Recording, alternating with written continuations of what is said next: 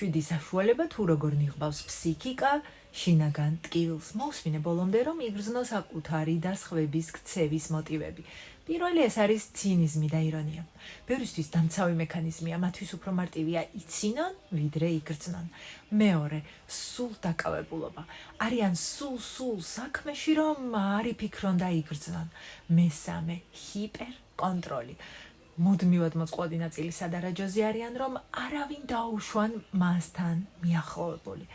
მეოთხე, სარკაზმი და გაუფასურება. ძირითადად იყენებენ ხოლმე სირცხვილისგან დაცვის საშუალებად.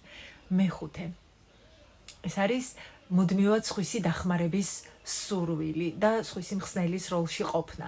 სხვების გადარჩენა, რომ არ იგრძნონ საკუთარი ტკივილი. მეექვსე არის პერფექციონიზმი, რომლის უკანაც ხშირად გამოაშკარავების შიშია. მეშვიდე, განდეგილობა. თითქოს ეს რაღაც მე სულაც არ მეხება. აი ამ გზებით ფსიქიკა თავს იცავს ტკივილისგან, მაგრამ თუ განკურნება გვინდა, უნდა ვისწავლოთ ტკივილში ჩახედვა და არა მისგან გაქცევა. კონსულტაციისთვის მომწერე პირადში.